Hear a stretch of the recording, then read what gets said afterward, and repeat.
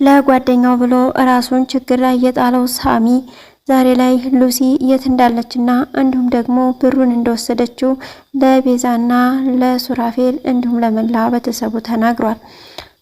ይህንን የሰማው ሱራፌልም ወደ ሉሲ ጋር በመሄድ አንቺ ከሃዲ በማለት ጉሮሯን አንቆ እየተናነቀ ይገኛል። ቤዛም በድጋሜ በእገታ ተይዛለች። በአጋጣሚ ከእገታው ልታመልጥ ወይንም ደግሞ ልትወጣ ብትችልም ነገር ግን ዛሬ ደግሞ በድጋሜ ልትታገት ችላለች።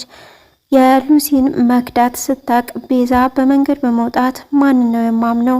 ከማንስ ጋር ነው የምኖረው? ማንንስ ነው ወንጀለኛ የማደርገው? በማለት ለብቻዋ እያወራች በአስፋልት በምትሄድበት ሰዓት ነበረ ያገታት ሰውዬ በድጋሚ ያገኛት።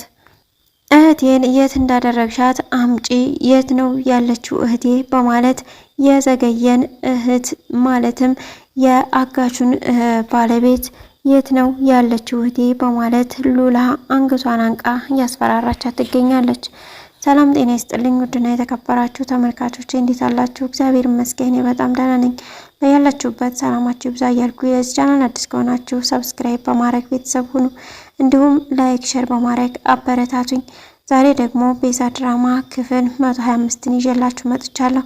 እንግዲህ በባለፈው ፓርት ላይ ቤዛ ከእገታ አምልጣለች። ማለትም በሰዎቹ ማለትም በዘገየና በሉላ ክትትል ከአገቱበት ቤት እንድትወጣና ወደ ቤቷ እንድትመለስ ሆናለች። ሳሚም በሱራፌል ላይ ገብቶ በጥይት መመታቱን ሁላችንም ያየነው ነው። ዛሬ ላይ እንግዲህ ሳሚ ወደ ሐኪም ቤት በሄደ ሰዓት ቤዛን አጋቹ ይዞ ከቤት እንደወጣ ነበረ እንግዲህ ያሳዩን። በዛሬው ዕለት ደግሞ ዘገየና ሉላ ወደ ዘገየህት ቤት ከሄደው ነበር። በሄዱም ሰዓት እንግዲህ ቤዛን እዚህ እንዳገታቸዋት ሰምተናል። የት ነው ያለችው? አምጫት፣ እህቴ እንዳትጣልኝ እውነቱን አውጪ በማለት ዘገየ ከእህቱ ጋር ተፋጦ ነበር። ነገር ግን የዘገየ እህት ሉላን ባየች ጊዜ ቤዛን ስለመሰለቻት እጅግ ደንግጣ እየተርበተበተች ነበር። እኔ ምንም የማውቀው ነገር የለም፣ ግባና እየው ቤቱን ፈትሸው፣ ምንድን ነው የምትለኝ? ከቅርብ ጊዜ ወደዛ አንተ ሁሉ ነገር ተቀያይሯል በማለት ነበር የተናገረችው።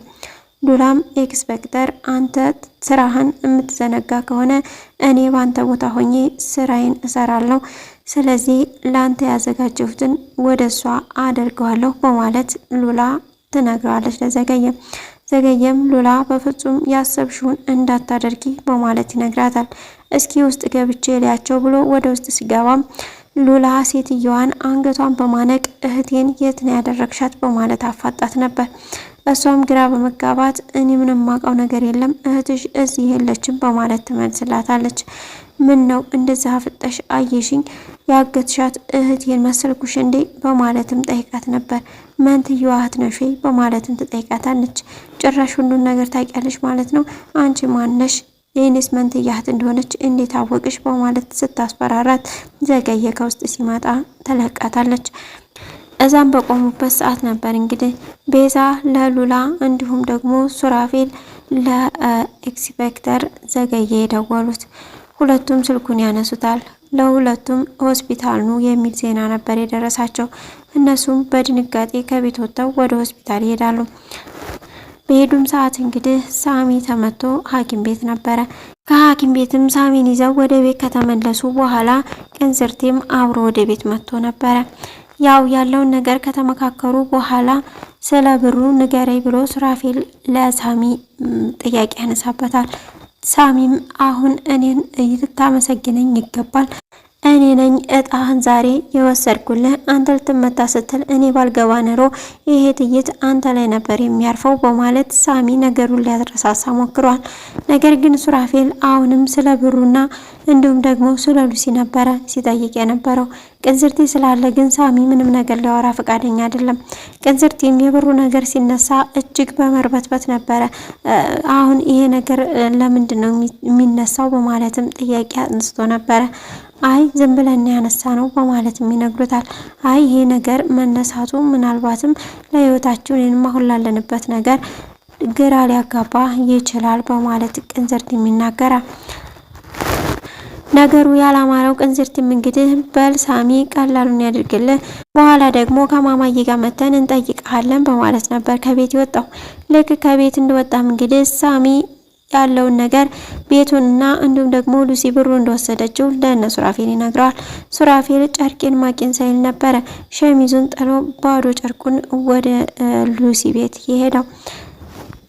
ቤዛም የልትሄጂ ነው ሲሏት በድንገት ተነስታ ከቤት ትወጣለች።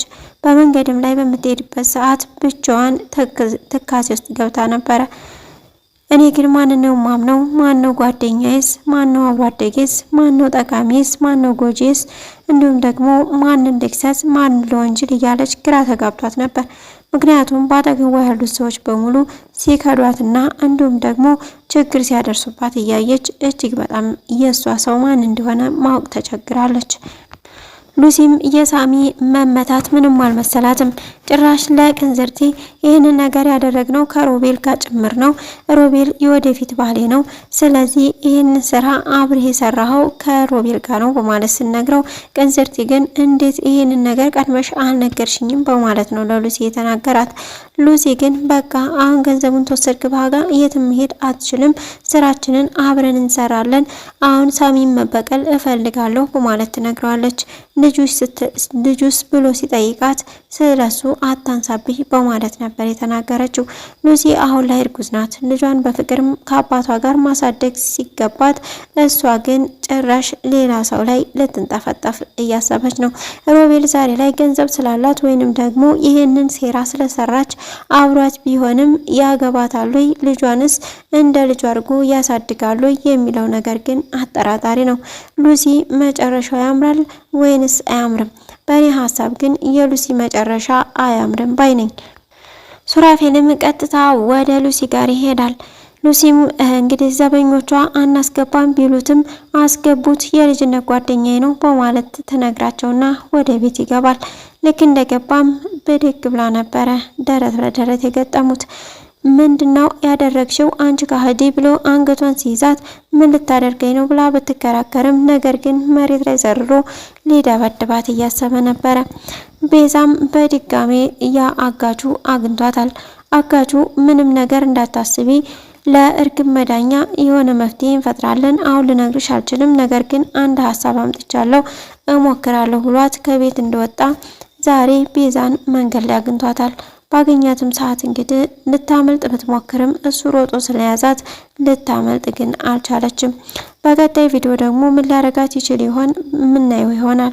እስካሁን አብራችሁ ስለቆያችሁ እጅግ በጣም አመሰግናለሁ። ለዚህ ቻናል አዲስ ከሆናችሁ ሰብስክራይብ፣ ላይክ፣ ሼር በማድረግ አበረታቱኝ። በያላችሁበት ሰላማችሁ ይብዛ። ሰላም ለሀገራችን፣ ሰላም ለሕዝባችን።